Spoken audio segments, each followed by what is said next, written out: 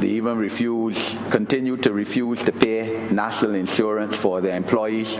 So when in fact you did, on occasion, very, very few occasions, get a conveyance from the National Housing Corporation, you also had to get a release from the National Insurance Scheme releasing that particular lot from the millions of dollars that the National Housing Corporation had as judgments against it for owing NIS debt. Complete and abysmal management of a fundamental aspect of social life in Barbados, housing, and in fact of the whole economy. Coverly, which the Democratic Labour Party built completely, hardly like a ghost town. And we are now, of course, going to populate that development by facilitating the students of Ross University to live there and bring economic development to that community, to the people of Barbados, the taxi drivers and transportation people who will be transporting them to the Lloyd Erskine Sandyford Centre, obviously the food places around there, the medical services and everything else. That is what the Barbados Labour Party is into, sir. Not smokes and mirrors like the previous government.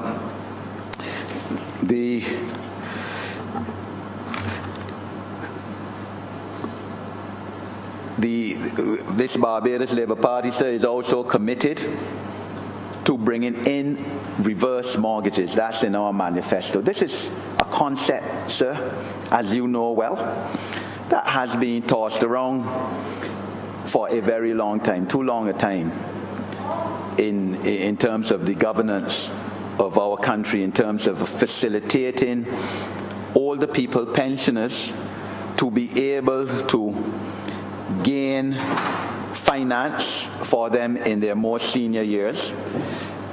And this concept, as you know, Mr. Deputy Speaker, will enable these persons, these senior citizens, to benefit from the equity built up in their houses, to borrow money on that. If they don't repay, those who inherit their estate will have to pay. And it is a concept that we are committed to bringing about, and which we will certainly address and seek to bring about.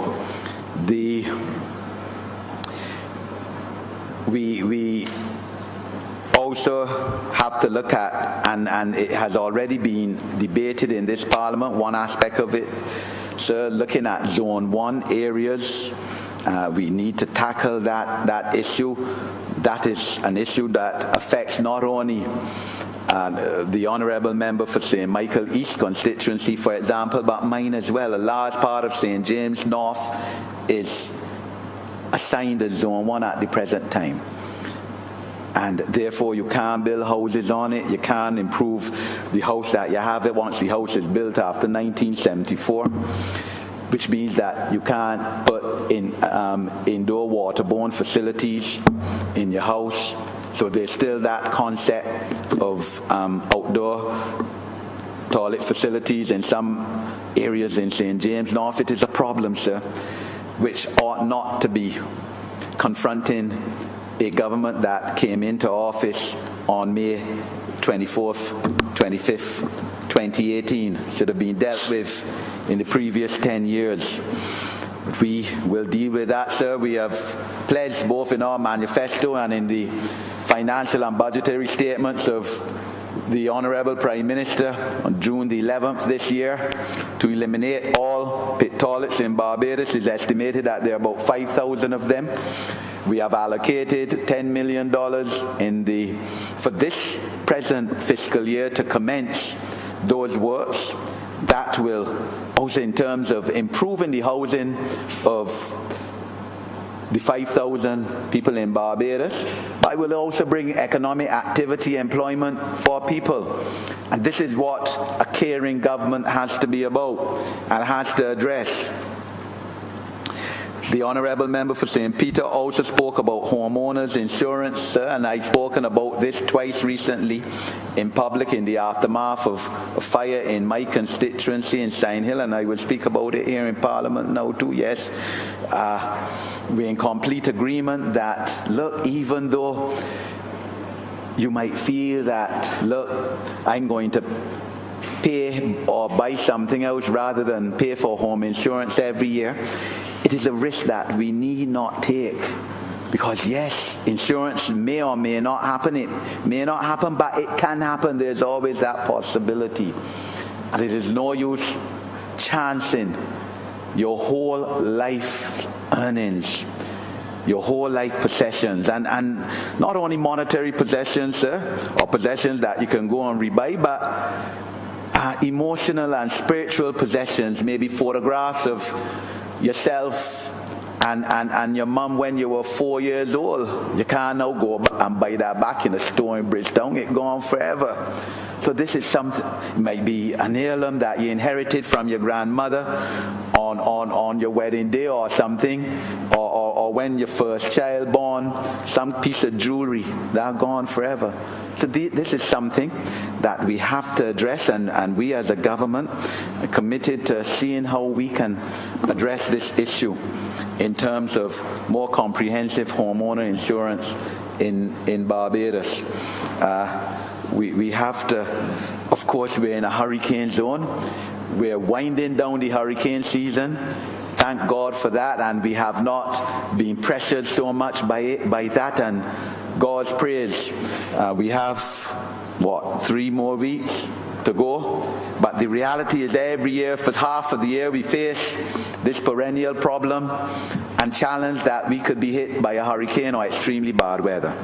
And we therefore have to look at building hurricane-resistant homes. As I said, sir, under the last Barbados Labour Party administration, there were tax incentives in terms of making your home more hurricane or bad weather resilient, which these incentives all abolished by the Democratic Labour Party government in its absolute ignorance. But we have a building code which has been referred to. It's not law. So some of us feel that it's too bureaucratic and will put more regulations on an already highly regulated, uncompetitive society. That may very well be true, but there are some aspects of it still that we need to adhere to, and probably need to even make the law in terms of improving the standards of most homes where it can be done, where it's practical to be done, to make them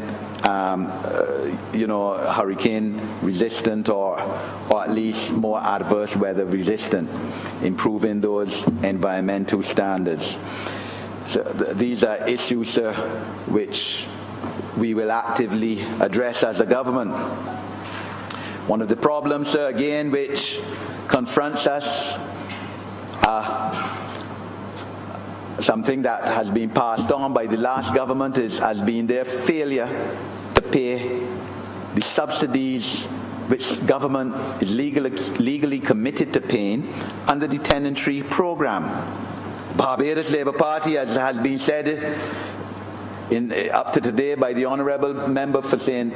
Peter, brought into legislation in this Parliament one of the most socially revolutionary pieces of legislation, Tenantry's Freehold Purchase Act. But when you check the records, sir, it's undeniable that the Barbados Labour Party has been at the forefront of most of the social revolutionary law reforms in this country, and that was one of them. And we had in the last administration brought forward law that, look, yes, for tenantry lands, urban and rural too, sir, tenant would pay $2.50 a square foot, government pay the rest. So I have a situation, sir, for instance, in Dublin Road, Western, where the tenants paid there $2.50, sir, since 2008, just after the DLP came into office. And all now they haven't got the property. the government, the LP government absolutely refused to pay their subsidy so that people can become homeowners. Up to today, sir, I said, let me check before I intervened in this debate, and they said that they're making headway to convey these properties to the tenants, sir, and I'm sure that the ministers of housing will see that that is done, because both of them are from rural constituencies and understand the need for this to be done, because it can't be fair, sir, that the tenant, Barbadian citizen, pays their subsidy, their $250, and the government had it holding for 10 years, 2008, and couldn't find it fit to pay their subsidy. When I spoke to the previous member for St. Lucie, sir, it was like if nothing cared, typical of the callousness of the Democratic Labour Party towards the advancement, socially and otherwise, of the people of this country. It didn't matter. Vote a little, 500,000 even, $1 million in Parliament for that program, even more, out of the $26 billion that you collect in tax. But we ain't doing that. We into seeing how much steel in a building.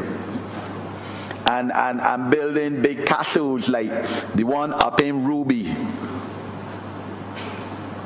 which was built by the last member of Parliament for St. Philip East. Can't even call that a mansion, sir. That is a castle. and this is the kind of attitude. St. Philip West, sorry. Yes, St. Philip West, sir. Thankfully, he too will never see the inside of this Parliament as an elected member either, because of the present member of Parliament for St. Philip West. This kind of thing in the name of governance that perpetuated itself for the last 10 years before May this year by the worst government ever, I would want to say, in the history of the whole Caribbean, sir, has thankfully been brought to an end. But the people of Barbados have to understand this, sir, and have to give us a chance. I know that we all want things to be improved at the drop of the hat, but this is the real world we're living in. And rather than focus on naked propaganda and foolishness that has recently been perpetuated by the Democratic Labour Party on social media, let us focus on getting this country back and restoring it to its rightful place, punching above its weight, according to a former, recently deceased Secretary General of the United Nations. And the major aspects, as you know, in terms of that development and that restoration, has to be the improvement of housing, because everyone is entitled to shelter. It's one of the basic necessities of human life, and we will do it. So we also have to find a way to utilize the thing is about 15 to 1,700 derelict houses and house spots in urban Barbados, because that too will help bring about at least an amelioration of the housing challenges in Barbados. A lot of these properties are tied up in legal disputes and owing a lot of land tax, but we have to find a way, something that has confronted previous governments, sir, and we will address this issue. But the whole issue, sir, housing, improvement of housing and housing construction not only brings about better living conditions and better socio-economic conditions of our citizens, but it brings about employment for our people and economic development for the country. And when the Barbados Labour Party was last in office, sir, between 1994, 2008, I remember driving, sir. Of course, living in the northern part of Barbados, you drive from Black Rock right through to Spikestown, sir. and about 14 or 15 housing developments going up, big construction blocks. Remember, you have 2 minutes, but are you saying that the government is committed to the subsidy or the 250 a square foot once again? You're saying that. So I'm saying that it's something that has to happen, sir, and I'm sure that I have full confidence. No, are you saying that government has recommitted the 250 again as we had promised? So I'm saying that I have full confidence in the two ministers of housing, right, as members of parliament for rural communities, the urban and the rural territories. Yes, sir, to address this issue, because they are well aware of it, sir. Thank you. And that they will do. I have full confidence that they will do what is best to bring this, because it means home ownership, sir, of people. Exactly. And this has been the history of the Barbados Labour Party, having brought in the Tenantry Freehold Purchase Act in the first place, sir. We have to, of course, while we're doing this, and you would know too, sir, in terms of the General Workers Loan Fund, because you are a strong proponent of that under the previous Barbados Labour Party administration, $5,000, $10,000. That was the present Minister of Housing. That's his yes, program. sir. And the present minister, I gave him that commendation, sir. You, as his junior parliamentary sec, would have brought in that. And that too also improved the housing position generally in Barbados. You could go and borrow a $5,000 or $10,000 from the Ministry of Housing, NHC, improve your house, maintain it. All of that abolished by the last Democratic Labour Party government. All of that we have to start now from scratch now to restore those kind of policies. Of course, sir, this government has to focus on housing for the disabled. Again, when the Barbados Labour Party was last in office, white paper, green paper, allocating 10% of housing, or either 5 or I think it was 10% of public housing for persons with disabilities, something that has to be addressed in terms of not only public housing but housing by private developers as well, who we may incentivize to build houses as well, because persons with disabled have to be taken into account, because it also then gives them an opportunity in terms of employment, in terms of improving their whole lifestyle and their whole livelihood. Okay, you have to complete now, even though I think you deserve at least another half. No. Sir, I thank you, sir. The rules. Yes, sir. I thank you for allowing me to hear, and certainly there'll be other opportunities to speak on housing resolutions and to develop some of these points more, sir. I'm obliged to you.